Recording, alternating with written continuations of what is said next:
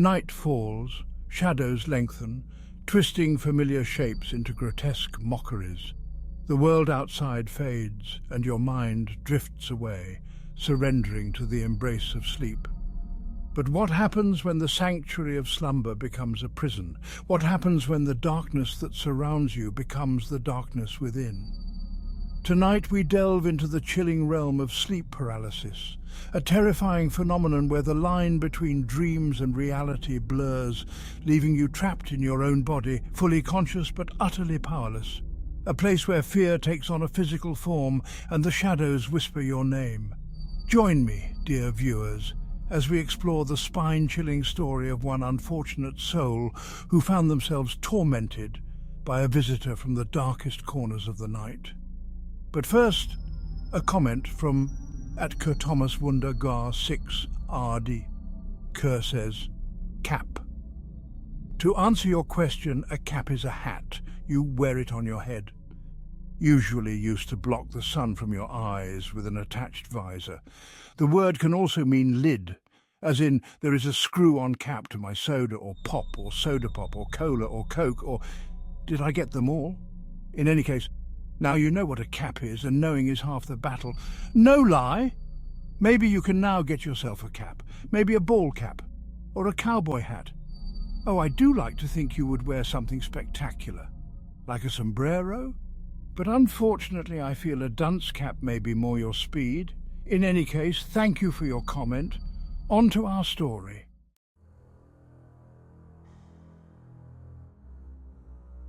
Imagine this: you awaken in the dead of night. Your heart pounds in your chest, a drumbeat of fear echoing in the silence. You try to take a breath, but your lungs refuse to cooperate, as if bound by an unseen force. Your body is frozen, a prisoner in your own flesh. Panic sets in, cold and sharp, as you realize you are completely and utterly paralyzed. You try to cry out, but no sound escapes your lips. The silence is absolute, broken only by the frantic thumping of your own heart. You are alone in the darkness, trapped within your own mind, a helpless witness to the horrors that unfold before your unblinking eyes. This, my friends, is the terrifying reality of sleep paralysis.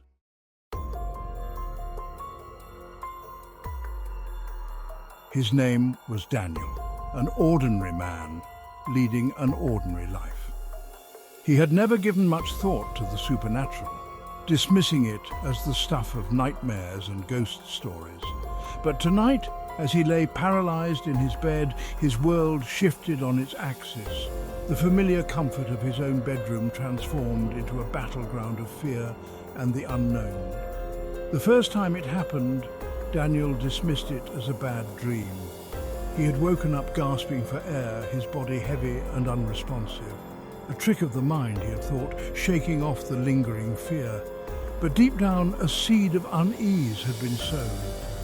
A seed that would soon blossom into full-blown terror. The second time, it was the whisper, a low guttural sound emanating from the far corner of his room.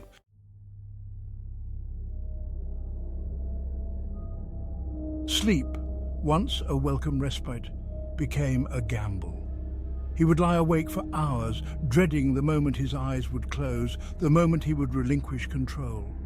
But sleep always came, eventually, dragging him down into its depths. Then it happened again. The paralysis, the suffocating pressure on his chest, the whisper. But this time there was something more. A shape in the shadows, taking form in the periphery of his vision. It wasn't clear at first, just a distortion of the darkness, a trick of the light. But as the moments ticked by, it became more defined, more substantial. A figure, tall and gaunt, its edges blurring and shifting like smoke. Terror, raw and primal, surged through Daniel.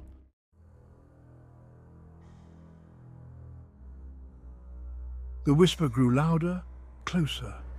It was no longer a disembodied voice in the darkness, but a presence, malevolent and hungry, standing at the foot of his bed. He could feel its eyes on him, cold and calculating, like a predator sizing up its prey. Slowly, agonizingly, the figure began to move. It glided across the room, a phantom in the darkness, its movements fluid and unnatural.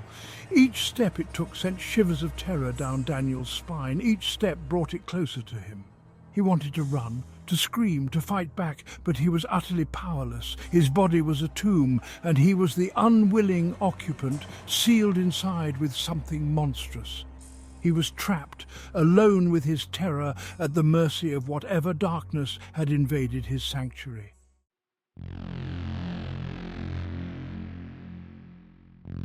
The demon's words hung in the air, a promise and a threat. Daniel felt a cold dread seep into his bones, replacing the paralysis with a bone-deep terror that threatened to consume him whole.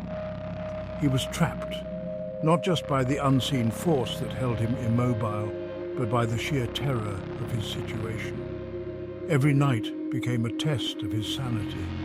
The line between sleep and waking blurred, every shadow a potential harbinger of his tormentor's arrival. He tried staying awake, fighting the exhaustion that tugged at his eyelids, but the demon held a strange power over him. It seemed to revel in his fear, feeding off it, growing stronger with each passing night. He tried to tell himself it wasn't real, that it was just stress, sleep deprivation, a trick of his mind playing on his deepest fears.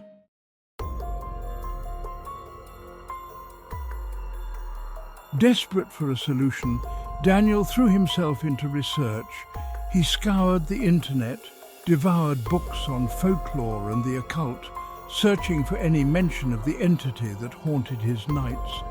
He learned about the old tales, the whispers in the dark, of creatures that preyed on the vulnerable, feeding on fear, draining the life from their victims. He stumbled upon accounts of sleep paralysis, stories that mirrored his own experience, chilling him to his core. People described similar encounters, the same feelings of helplessness, the same terrifying entities lurking in the shadows. He wasn't alone. That realization, while terrifying, offered a strange comfort. He learned about techniques, methods to regain control during these episodes. He clung to them like a lifeline, a glimmer of hope in the oppressive darkness that had become his life.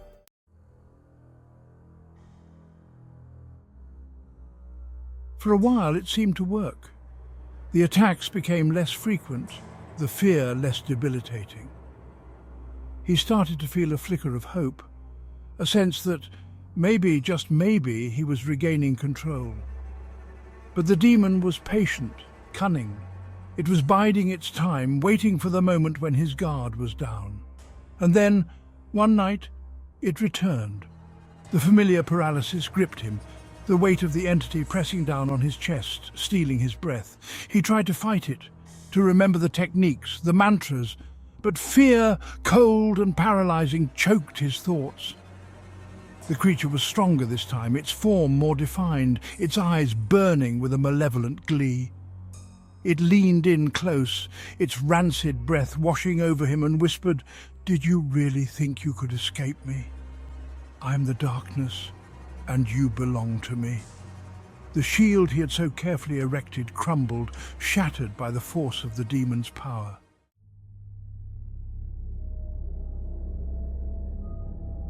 Until this point, the demon had remained just beyond the reach of definition, a creature of shadow and suggestion. But tonight, fueled by Daniel's growing despair, it began to solidify, its form hardening, details becoming dreadfully clear. It started with the eyes. Two burning embers materialized in the darkness above him, gazing down with a chilling intensity. They were not human eyes, not entirely. They were ancient reptilian slits, filled with a cold, calculating intelligence that made his blood run cold. Then a grotesque parody of a face began to emerge from the swirling shadows. Its skin was stretched taut over sharp, angular bones, giving it a skeletal, almost gaunt appearance. A long, hooked nose jutted out like a blade, and its mouth, stretched wide in a mockery of a grin, revealed rows of needle-sharp teeth.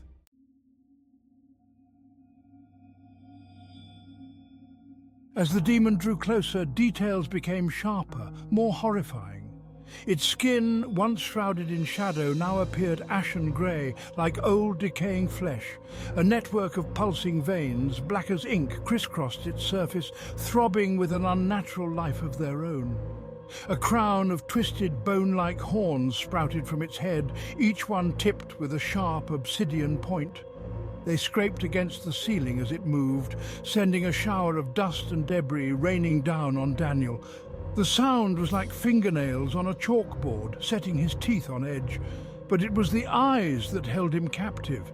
Those burning red orbs seemed to bore into his very soul, reflecting back his own terror, amplifying it, feeding off it. The rasping voice, no longer a whisper but a guttural growl, emanated from the depths of the demon's throat. It spoke of ancient evils, of forgotten gods, of realms of darkness beyond human comprehension. Its words slithered into his mind, burrowing deep, planting seeds of fear and madness. It promised him pain, suffering, a descent into madness from which there would be no escape.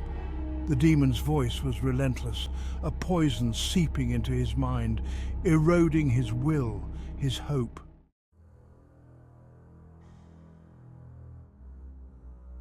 Each night the demon tightened its grip, its presence growing more oppressive, more insidious. It no longer contented itself with fleeting appearances and whispered threats. Now it lingered, its fetid breath washing over Daniel, its chilling laughter echoing in the silence of his mind. He felt a constant pressure in his chest, a weight that made it difficult to breathe even when he was awake. His dreams, once filled with vibrant colours and fantastical landscapes, were now bleak and terrifying, populated by grotesque figures and echoing whispers. The line between nightmare and reality blurred, leaving him in a perpetual state of anxiety and dread. The fear was a living thing inside him now, a parasite feeding on his sanity, his energy, his will to resist.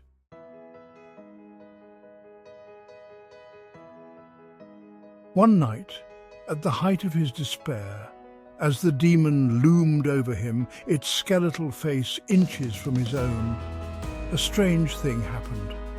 A spark of defiance ignited within Daniel, a flicker of anger that cut through the suffocating fear.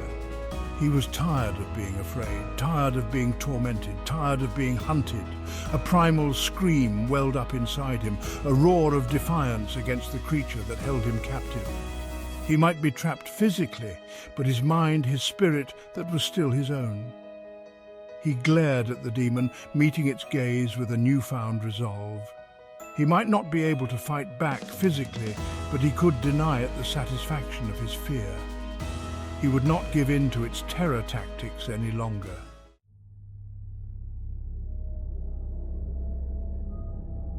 The demon leaned back, its grin widening into a grotesque mockery of amusement.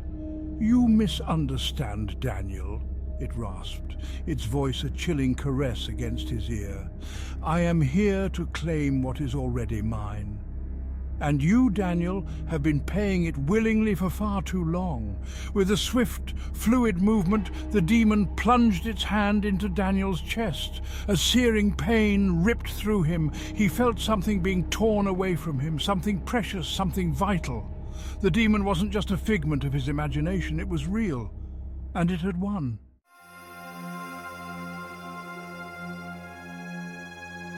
Daniel's screams remained trapped in his throat, a silent testament to his torment.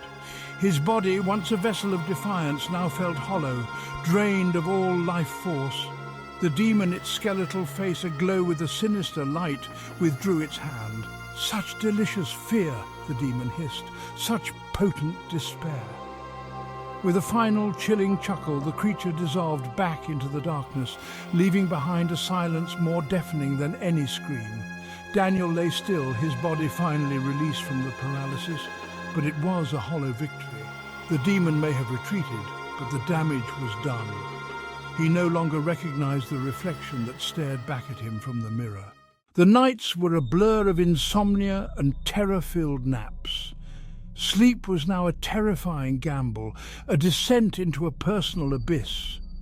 He tried everything to keep the darkness at bay. Lights on, shadows clung to the edges of his vision. Sleeping pills couldn't keep the nightmares away. The fear followed him everywhere. It clung to him, poisoning his waking hours. He saw the demon's eyes in every dark corner. His life was a pale imitation.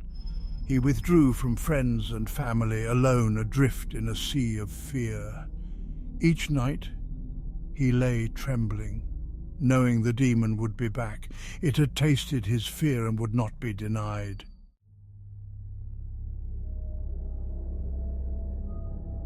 So, dear viewers, as you drift off to sleep tonight, remember Daniel's tale. Remember the chilling consequences of fear left unchecked, of despair allowed to fester. Remember that the shadows hold secrets, and some secrets are best left undisturbed. For the realm of sleep, paralysis is a treacherous one, a place where nightmares bleed into reality and the monsters under the bed whisper your name. Be wary of the darkness that resides within your own mind, for it is there that the true demons lie in wait. And should you find yourself paralyzed in the dead of night, a cold dread gripping your heart, remember this: you are not alone. For the sleep paralysis, demon walks among us, searching for its next victim, and tonight it might just be listening. Sleep well. Don't forget to like and subscribe and come back for more tales from Knockboom Creek.